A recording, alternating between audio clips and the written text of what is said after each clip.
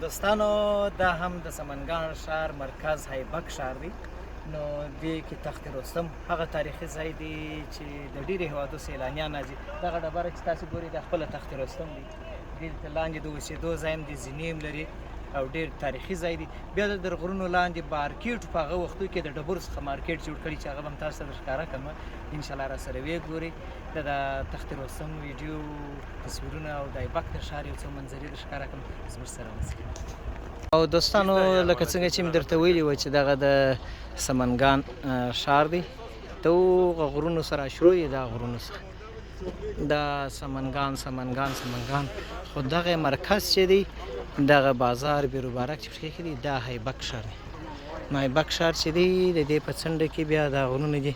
نو دلته چې دی تخت رستم دی. تخت رستم کې یو دغه ځای دی چې د غرونو لاندې ډېر جالب ودانۍ سوي دي، تونلونه دي، مارکېټونه دي چې په هغه وختو کې د دلته څوک اوسېدی نه یو بازار و، کاروانونه څه چې به راتلله په همدې بازار کې به په دغه تخت رستم په شاوخوا به خپل کاروانونه تم کوله چې بیا به د هغه څخه وروسته سفر ته دوام ورکوي. او دا په جمهوریت کې دلته امریکایان په دغه غارونو کې اوسېدله. دغه چې زه تاسو ته درښکاره کړم دا وینې دا ډېر غټ غټ دي، دننه بیا چې ورسې ډېر غټ غټ ځایونه دي. نو دلته امریکایان اوسېدل. نو اوس بیرته د سیلانیانو پر مخ خلاص دی، هر هېوادوال کولی شي چې راسي او د ایبک د ښار څخه ننداره وکړي. او دوستانو یو طرف ته ډېر زرغون شین او بل طرف ته بیا دغسې خاورین کورونه، خټین کورونه. دا هم د ایبک د ښار یو بله نمونه ده چې تاسو کوي. او مخامخ چې ما تاسو ښکاره کوي دا بیا تخت رستم دی. تخت رستم ویني دوستانو دا تخت رستم دی چې د ایبک ښار په غرونو کې پروت دی. او دغه مخامخ تپې ویني، شنې منظرې، سیلانیان راځي نو کولی شي په هغو غرونو کې واړئ او شپې وکړي، منظرې ملیم وکړي او د ایبک د ښار څخه لیدنه وکړي.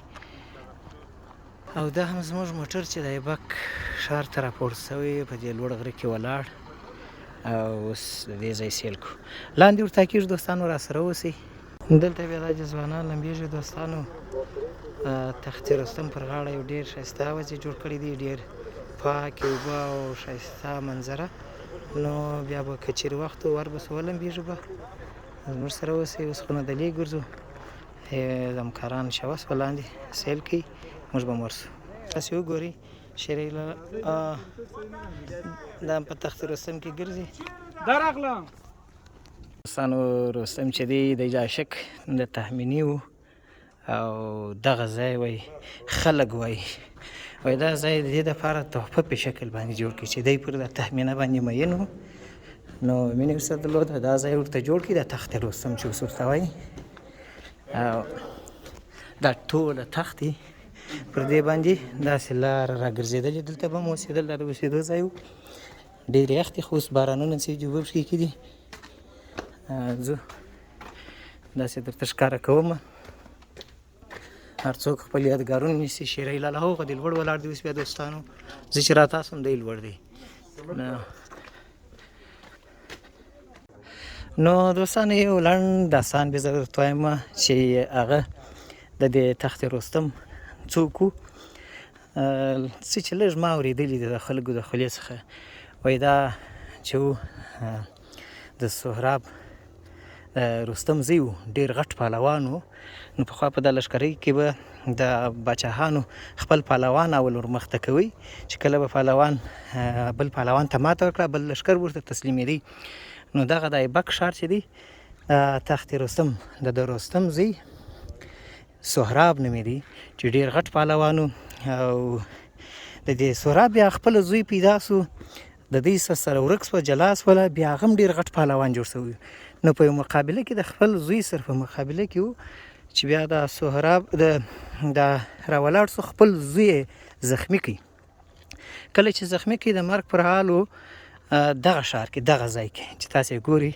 نو چې کله یې زخمی کړي بیا پوه سو، خلکو خبر کړي چې طبیبان یې راوغوښته دا د زوی وختئ، دا د سهراب زوی وختئ. نو بیا دی ډېر وارخطا سو او هغه عاطفه د زوی د پلار والي.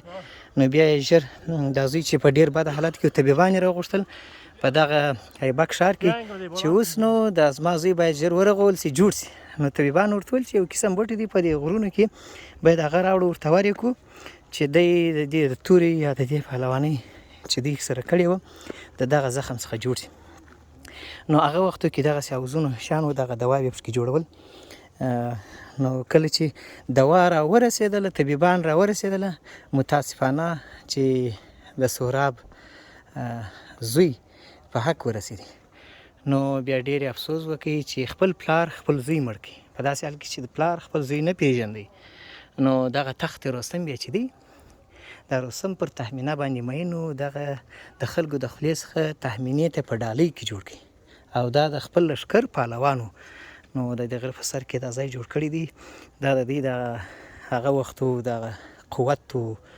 شان او شوکت سره دا و چې د ټول ایبک ښار په سر کې دا ځای جوړ کړی نو ځینې دوستان چې راځي د ایبک ښار ته تخت رستم ته دې راسي لږ د خولې خبرې هم د خلکو څه واوري او بیا دغه لاندې بازار چې ما مخکې درته ویل دغه بیا چې و د لښکرونو چې به دلته اړوله بیا به د دې دپاره دننه مارکیټ خوراکه شیان به دغه د ایبک د ښار سره تله په دې مارکیټ کې به خرڅېدل دغه غر چې دی د غونډۍ د خپله مارکیټ تر دې لاندې چې وروسته بیا زه در ښکاره کړم او دغه میدانیان یې وې ټوله شنه دښتونه به دلته به د دې کاروانونو اړوله او دغه تخت رستم نو د دې یو نما د یو تاریخ دی چې لږ یې تاسې نور هم سرچ وکړئ هڅه چې ما د خلکو د خولې اورېدلي وه هغې مې له تاسو سره شریک کړل دلته داسې وطاقونه پکې جوړ دي شاوخوا څخه زه بیا تاسو ته در ښکاره کړم چې دا ګرده غر دی دغسې غټ غټ وطاقونه جوړ دي لکه دغه دوستان تاسې وګورئ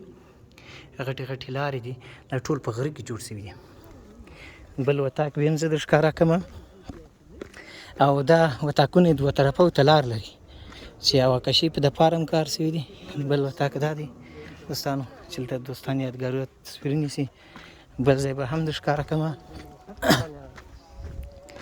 دا وطاق بیا لار نه لري دا بیا د باندې خلکو دپاره جوړ شوی چې دلته بیا وسایي کول او د دې ځایګي څخه دوې دروازې لري یوه دا ده یوه دا ده د دې څه دروازې څخه د ایبک ښار تاسې ننداره کولی شئ دوستانو چې اوس ګوره زه راوځم دا هم سمنګان مکمل تر لاندې او ډېر خوند کوي او اذانونه شروع دي زه به لاندې ورسم او تاسو ته به د ښکاره کړم هغه ځای چې ډېر تاریخي ځای دی د هغه څخه به سیل او لیدنه وکړو زموږ سره اوسئ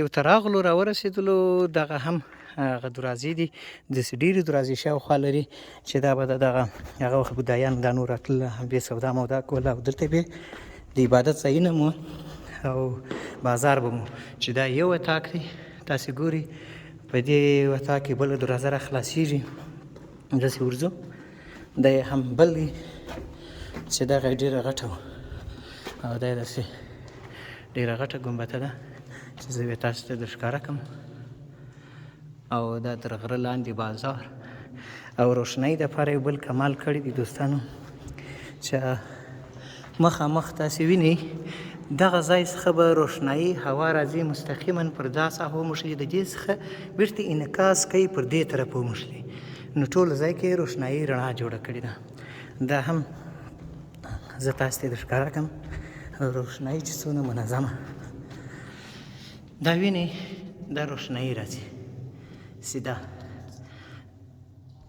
او پر دا شکل یې جوړ کړی دی چې د باران اوبه سیده ورته رانشي دغه یې ګنبده ده او په هغه وختو کې دلته ځینې نمایشتي او شیان هم و چې په مرور د زمان اکثریت د منځه تللي دي دلته خلک وایي چې ځینې نقاشانې وي او ځینې د هغه وخت لکه هغه یو چې پاته دي دا رقم وینئ میل رقم یې جوړ کړی دي خو دې څنګ ته بیا بوتان یا به یو شی ولاړو دا هم یو ځای اوس در ښکاره کوم دوستانو نور ځایونه ځو بازار بیا هم در ښکاره کوم دغه د عبادت ځای فکر کوم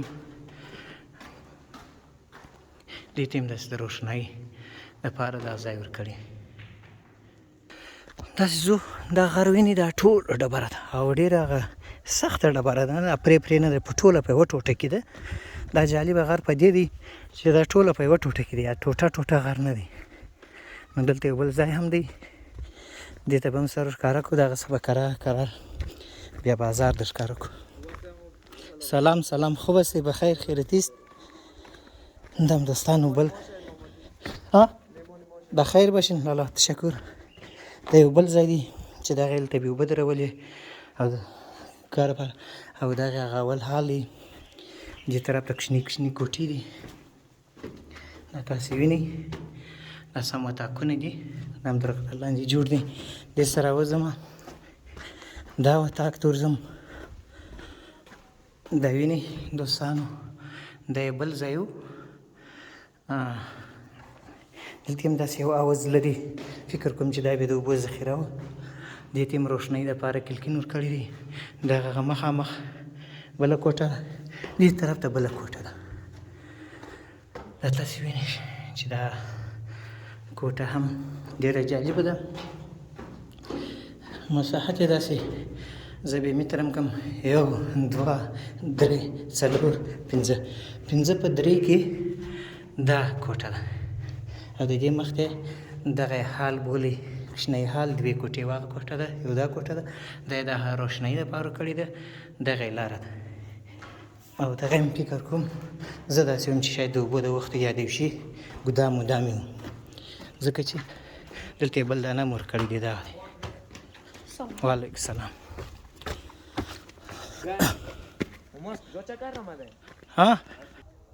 غره په سر کې تاسې ګورئ دوستانو، فریدالله محمدي هم ناست دی دلته، او د دغه ځای څخه کاسي کې د تلوي نیوز رئیس او تکړه خبریال، نو دی هم لیدو ته راغلی دی، ملګري راغلي. دغه هم تخت رستم سره تاسو ولو یو د ښکاره کوم. اوس نو ډېر جالبه ځای ته مرولم دوستانو، چې تاسې ورته انتظار واست چې ما تر غرونو لاندې بازار، دغه یو د باندې بل وطاق دی.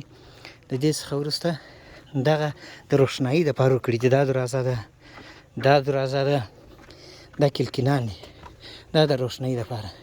اخوا ته هم 3-4 کلکینان ورکړي دي، دې خوا ته هم ورکړي. نو زه پر دغه لار ورشوه کېږم دوستانو. اصلا لاره یې دا نه ده، لاره یې وروسته در ښکاره کوم. دا هم دوستانو هغه ځای دی چې مخکې مې درته وویل دا بازار دی، دغه کلکینان جوړ کړي دي د روښنایي دپاره. زه د دې طرف څخه در ښکاره کړم، دلته به خلک راتله اوسېدل به. دا مخامخ وطاق دی، دې څخه دا دهلیز وګوره، دا دوکانونه دي، دا د ښه روښنایي ورته راتلله ټولو ته تر هغه پایه پورې ګورې سپینه رڼا ده. دا د غره لاندې دي او دغه یې لاره ده دوستانو، تاسې وګورئ. او دغه بل بازارو تر غره لاندې وینئ، لږ ګوره دا دوکانونه غوندې دي، دا ټوله په ډبره کې جوړ دي.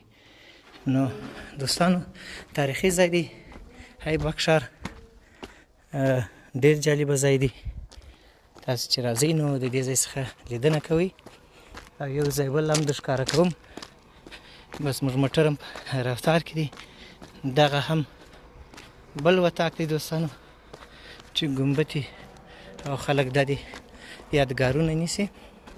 دغه د روښنایي ځایونه دي، دا هم د روښنایي دپاره، او د روښنایي دپاره یې داسې شکل جوړول. تاسې وګورئ دوستانو، دا ځای څه غټ، بیا داسې شوه، دا شوه چې بیا پر ټول ځای رڼا ولېږي. دغه یې لاره ده، دغه یې بله ګمبته ده چې ډېره غټه جوړه ده، وینئ بېشک. دا هېوادوال راځي عکاسي کوي. نو ځو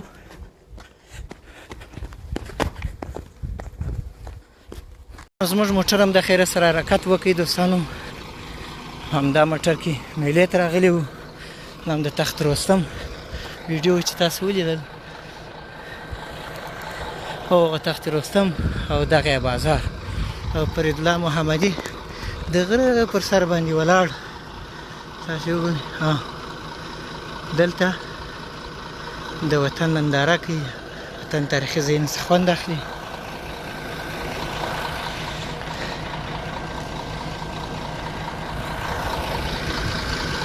ځو موټر ته خیږو په خیر سره انشاءالله.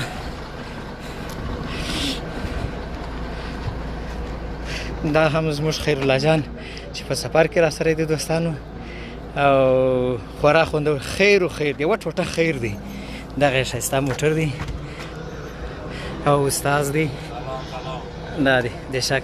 نو دوی زموږ سره په سفر کې را سره وه، ټول ځایونه یې را باندې ولې، سریپول، سمنګان، مزار شریف، تاشقرغان، جوزجان، بلخ. دا د دې ښایسته موټر څخه موږ سیل او منظره وکړه. خواک پنجشیر. نو ځو دوستانو، دغه ډبرې چې پرتې دي تاسې وینئ، دا ډېرې غټې دي، دا کوچني ډبرې نه دي، چې دا یو قسم خط غوندې جوړ کړي وو، چې داسې عادي ډبره نه چې په لاس پورته سي، یا په 2 یا په 10 یا په 10 کسانو. ډېرې درنې ډبرې دي. دلته ایښي دي. دلته چې دغه ځای چې تاسې ګورئ دوستانو، دا هم د لوی استاد تاریخي ابداتو د ساتنې دپاره جوړ کړي دي. ویډیو اخلي او همکاران خو نو ماشاءالله بس سره روان دي، او دا مینوال دي، راځي عکس را سره اخلي. امر خدمت راځئ، راسئ وایي اخلي. شیري لالا دې سره مو واخیست عکسونه؟ راځئ.